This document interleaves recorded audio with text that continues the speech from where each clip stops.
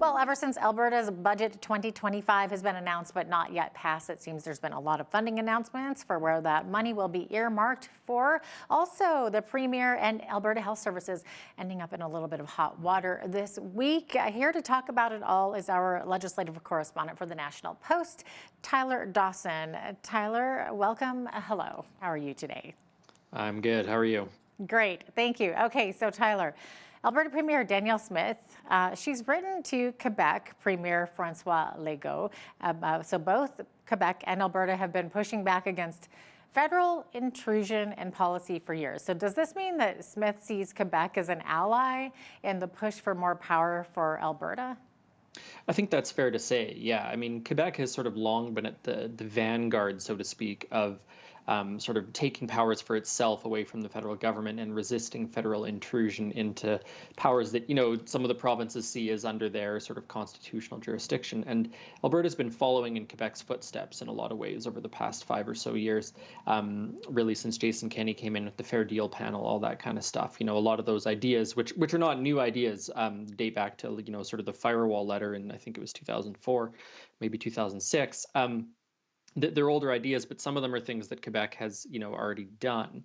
And so there is this sort of informal alliance already in some ways, I think, between Alberta and Quebec, an informal philosophical alliance, shall we say. Certainly there's no agreement whatsoever on some other stuff, pipelines, being the most obvious example. But the letter was sent, and, it does seem clear that what Smith wants is sort of a united front, like a common front against Ottawa between Alberta and Quebec, to sort of protect, I guess, some of the provincial powers that both Smith and Legault feel the provincial government should have. Who knows what'll come of that, of course. François Legault's office saying on Tuesday, I guess it was, that they're thankful for the support and curious about the letter, and they're going to take some time to sort of evaluate their response. So we don't know what that's going to look like. But certainly this suggests some sort of diplomatic overtures, so to speak, from Smith towards Quebec. Mm-hmm, right. And speaking of Smith, so there's been talk that Alberta seems to be lurching towards a possible future separation referendum. And it first came up a few weeks ago in an interview, and then Smith's office has since told a separatist group that there are ways for the public to bring forward a referendum if they want. And then Smith, of course, also, giving that unprecedented national unity crisis, announcement if these 9 demands are not met by the next federal government. So do you think she's serious about all of this, Tyler? I don't know. I think there's long been a tendency in Alberta politics to sort of cater a little bit to some of the most sort of alienated Albertans. This is a component of the United Conservative Party's base for sure. If you look at the polling over dissatisfaction of Albertans within Canada, NDP voters are generally pretty okay with Alberta's spot within Canada. But then if you look at the statistics on the polling data about United Conservative voters, and they're quite a bit angrier about Alberta's place within Confederation. So there's a very stark partisan divide here, and there is, I think, an electoral and sort of party politics benefit to this sort of being front of the Alberta government's agenda, if it's a Conservative government, at any rate. I don't really think she's serious about it in the sense that she's going to be the one who leads it.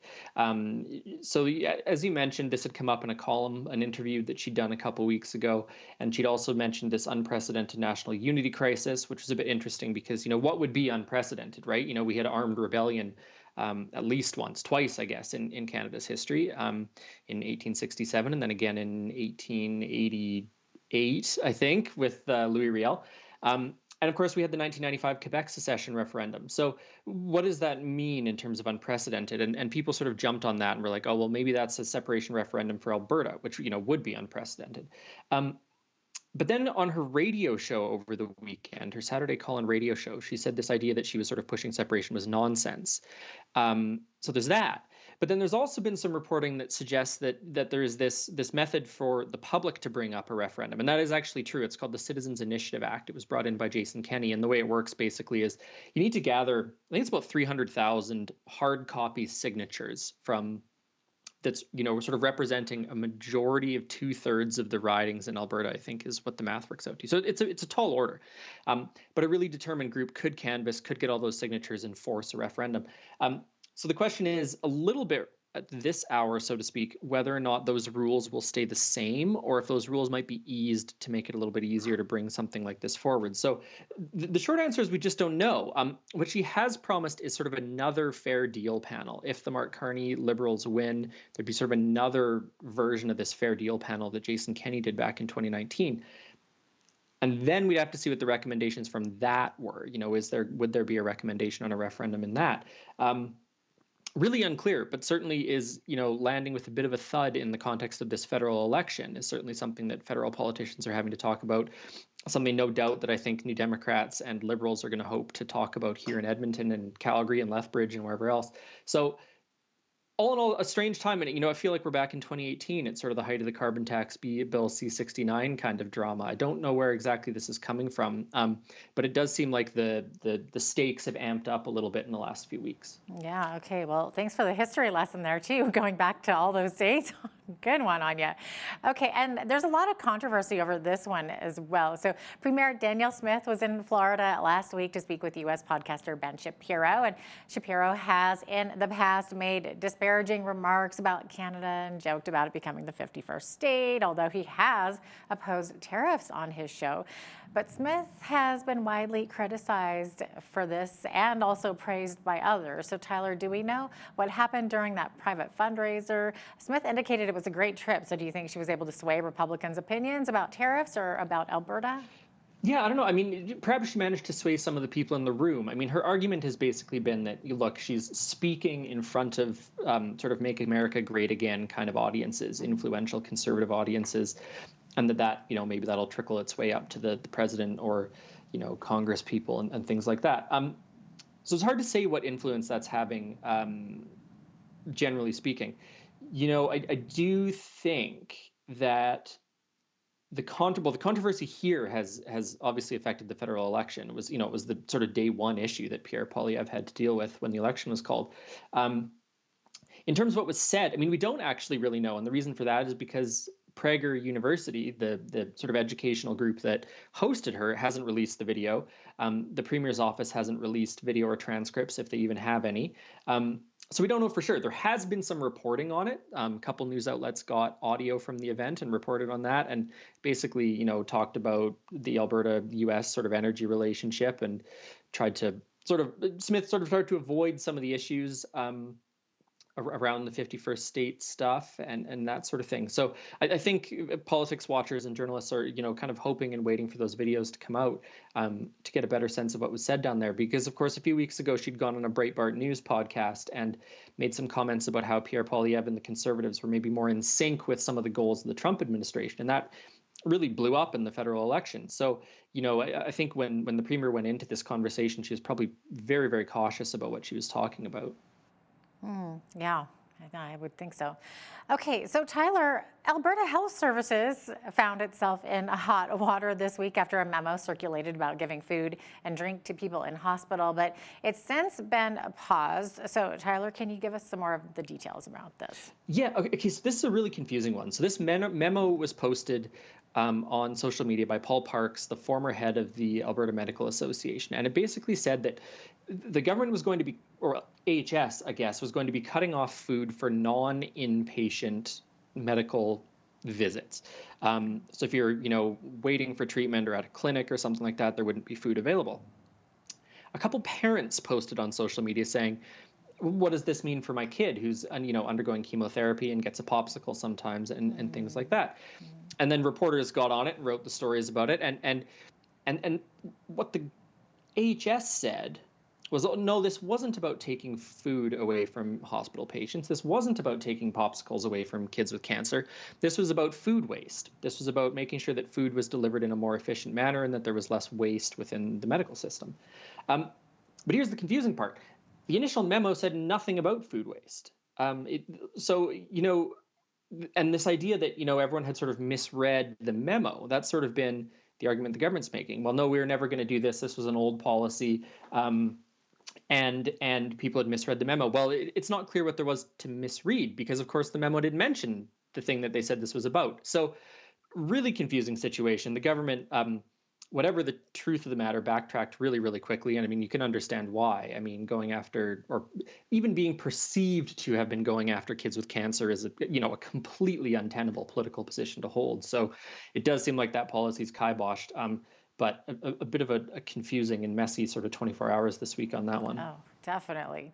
Okay, we have got a federal election underway, in case you didn't hear about that. But In case you've been just come back from the moon or something. Yeah. exactly. So Jagmeet Singh was the first leader to visit Alberta, and Pierre Poilievre and Mark Carney right now are sort of focusing on other parts of the country. But Tyler, there are 37 seats up for grab in Alberta?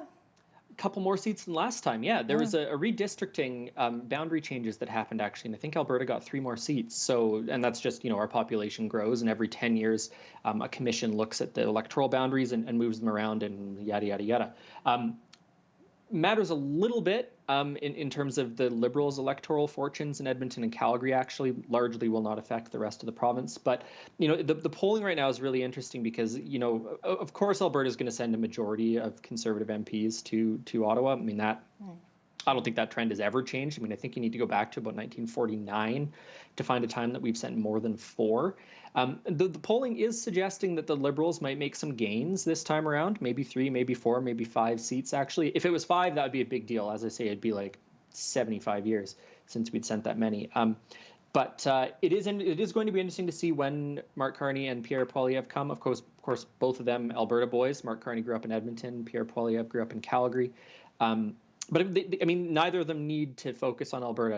This is the great Alberta tragedy. No one needs to focus on us to win a federal election. They're fighting over seats in sort of the Lower Mainland and the Greater Toronto area and stuff like that.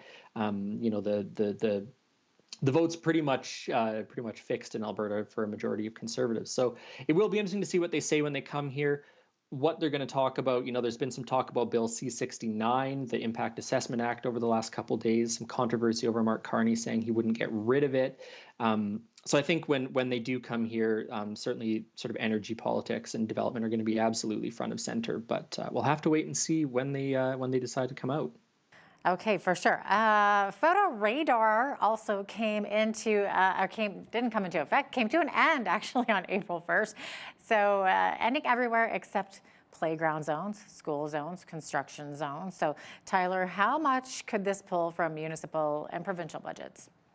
A fair bit, actually. About $170 million is sort of the 2022-2023 figure for that. Now, the photo radar has been sort of steadily being pulled back over the last couple of years, even in advance of this. So I would expect that the numbers currently are a little bit lower than that. But, not an inconsequential amount of money, especially in cities where photo radar sort of helps fund policing budgets and things like that. And this is a really interesting one because it actually put the United Conservatives in opposition to police forces across the province, which believe in photo radar as traffic safety measures, and obviously reduces the burden on them of having to police the roads. But of course, people who like to drive fast are going to like it. And I've certainly got some friends who have got kids and are constantly running late for everything, and they're pretty happy about it. And their spouses are happy about it too, that they're not going to be getting tickets in the mail. So bit of a fiscal challenge for the government. Political challenge. I mean, I don't think so, unless we see absolute chaos on the roads in the next year. Then it might become a bit of a political issue. But the interesting thing is, as you mentioned, it is sticking around in these 3 spots: playground zones, school zones, and construction zones. And municipalities can actually apply to have photo radar at sort of high danger areas. There's a whole lot of red tape they'll need to go through to do that, but there still could be some photo radar. And for anyone out there who's thinking of driving really aggressively, red light cameras are still in effect. They have not got rid of red light cameras. It's just photo radar and speed on green. So a little public service announcement for everyone. There you go. On Keep that in mind if you're speeding to work, for sure.